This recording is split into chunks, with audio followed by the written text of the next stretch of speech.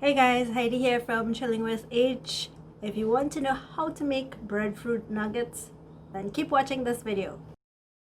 This is what a breadfruit tree looks like. It's tall and it's got some beautiful lush leaves, and you can see the beautiful breadfruits now forming. Hey guys, so we got a nice round breadfruit today. This one fell off the tree yesterday because of the heavy wind and rain, and as you can see, it's got a nice crack here. And I say nice crack because this is an indication that it was ready to be picked off the tree. Also, this white streaks here is what we call milk. Well, this is how we commonly refer to it in the Caribbean, and it indicates that the breadfruit was ripe for the picking. It's not really ripe because it's not soft, but it's really firm. If I press it, it's really firm. But it was, as we call it, full. We say in Trinidad, we refer to it as full. So meaning it was just perfect enough to be picked. But because of the heavy winds we had yesterday, it fell off the tree. So that saved me some time from having to go pick it myself. So we're gonna make some breadfruit nuggets. Stick around and I'll show you how to do that.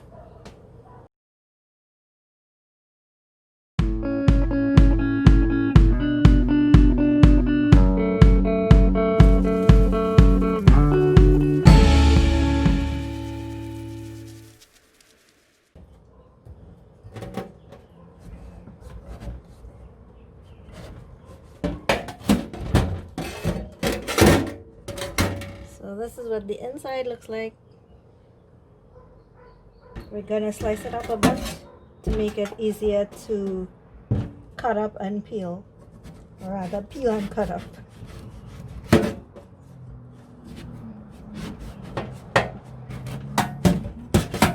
You can use a board for this, but I'm just too lazy for all of that, and that's too much to wash up for me right now. So I'm just cutting it in the sink.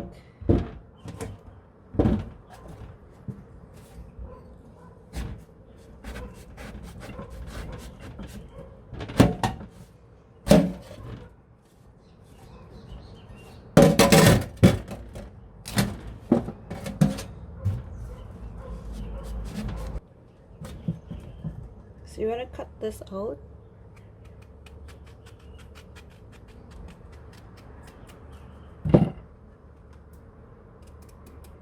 And peel off the skin. The skin is really tough.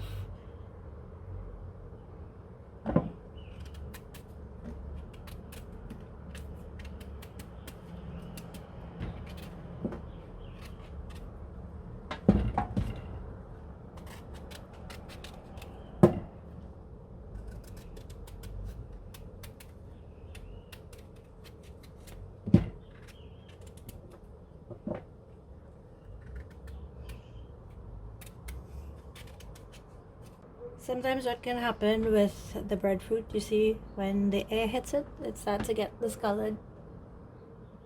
It's starting to turn a little reddish brown there. So I'm gonna have to hurry up and put it to boil. So I'm using a pot filled with water. It's about 3/4 filled with water. I've cut up the breadfruit and I'm putting it to boil now. It has to boil and get a little soft. I'll show you the test when it's ready.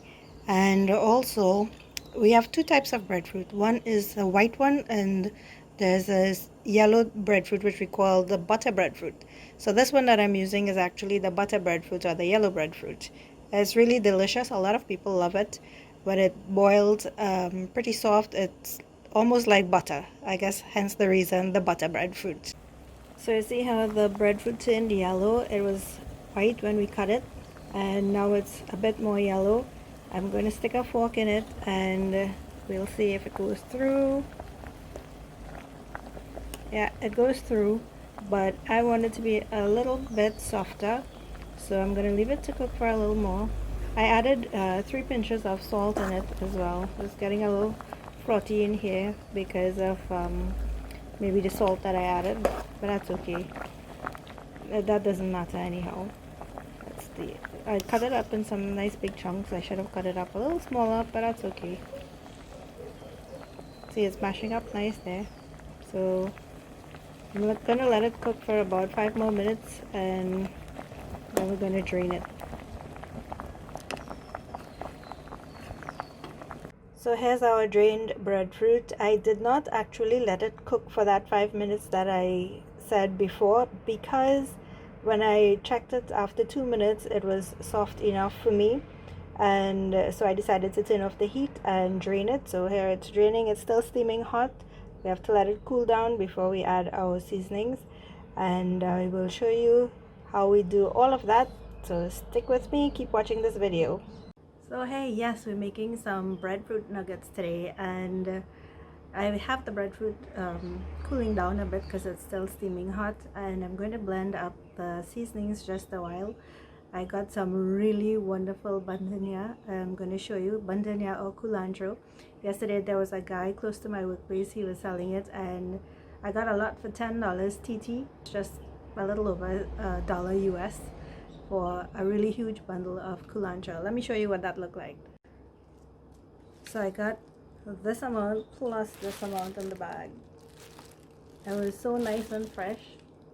For $10, I couldn't resist. Look at those leaves, how beautiful.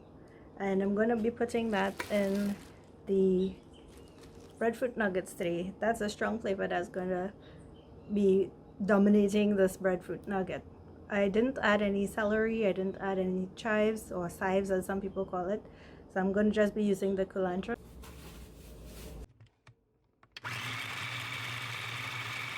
So I've went ahead and added in my seasonings. I've blended up everything, and I'm gonna smash everything now together because we have to make nuggets and you need to get the breadfruit all mashed up. It's not going to be smooth. It's going to be a little bit chunky in between, but you're going to try to get it as smashed as you can, as best as you can. And this is a lot of breadfruit. When it boiled, it yields because it absorbs the water. But it's so delicious and nutritious. You can probably research it online and see the health benefits of it. I actually saw there's a Facebook page with the promotion of breadfruit, and they said that if everybody planted a breadfruit tree and they had their own backyard breadfruit tree, there would never be starvation because it yields so much and it's healthy. You can feed so many people from this, from a tree I'm talking about, especially because you get like maybe by the hundred sometimes, depending on how well you take care of your tree and how well it bears. It's a delicious fruit or vegetable. I'm not sure exactly what it is, but it's called breadfruit.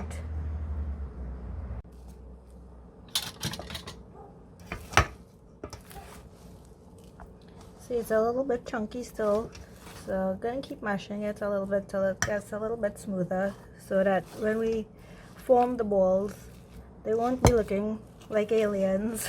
They'll be fairly round. Because then we're going to coat them in some panko breadcrumbs, and we're going to fry them in a little bit of oil. So we're not doing too much oil today. I'm giving it a good mix now because I just added in some salt. You have to add salt to it. So you see how mushy it gets?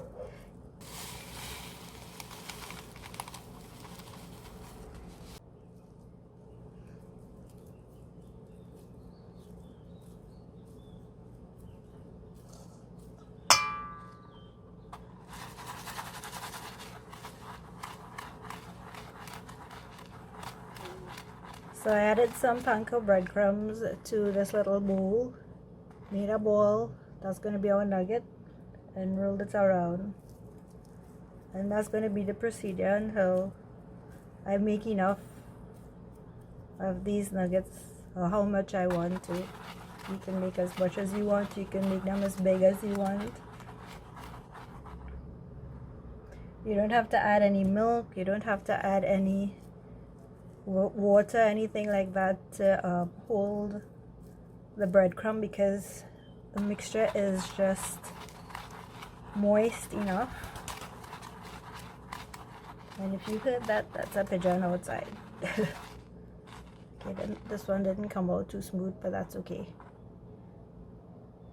And these don't fall apart because it's so mushy, it's so sticky.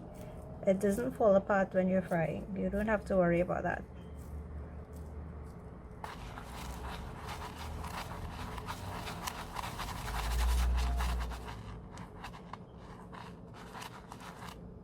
See, this is what happens when you have like a piece that's a bit chunky. It doesn't go too smooth. It doesn't form too smooth. So I'm getting a little alien here.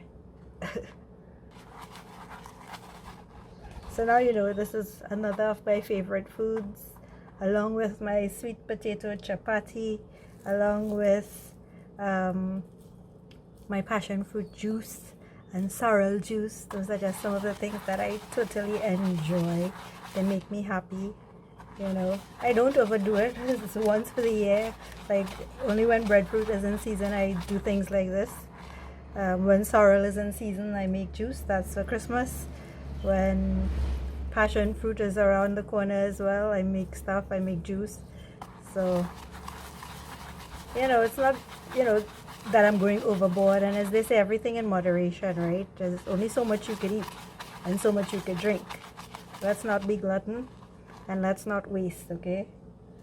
Very important that we don't waste food this time around, especially with the lockdown and pandemic. We don't want to be wasting food. There's so much crazy things happening around the world right now. But anyhow, we're cooking, and when we're cooking, we need to have good vibes, because whoever eats the food must be happy. You must put a lot of love. That's a key ingredient when you're cooking, putting love into your food, because everything is vibration, and whatever you put out is what other people is going to absorb. So if you're cooking food and you're not happy, or you're talking nonsense, and whoever eats it, it's going to affect them, believe it or not. That's been proven. So we're putting a lot of love into these nuggets. Whoever eat it, they'll be happy, they'll feel satiated, they'll be nourished, they'll be blessed, and that's what we want. So this is what they look like on my plate. It looks like you can eat it right now, but they have to be fried.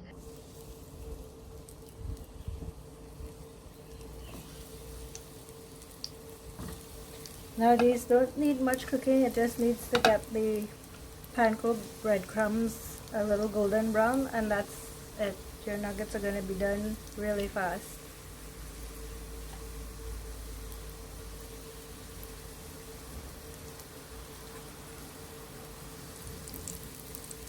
So you have to be very quick, otherwise they're going to burn. And you have to monitor the flame as well. So very little bit of oil. It doesn't need to be deep fried.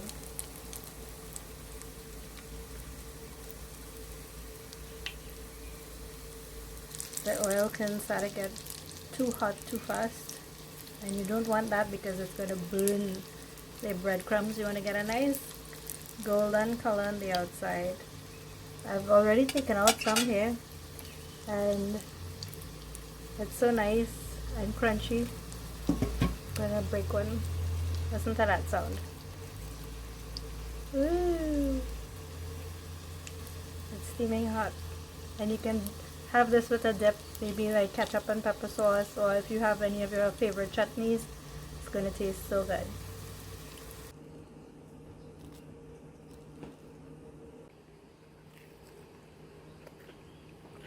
It's so yummy. I'm so hungry right now. So these are frying just in time for me. When you don't monitor the oil and the temperature, look what happens. It tends to burn a little bit. That's why you use a little bit of oil and keep the temperature down. Thanks so much for watching, guys. Hope to see you in the next video, and remember to like and subscribe, and drop me a comment down below. Let me know how yours turned out. I'd really love to hear from you.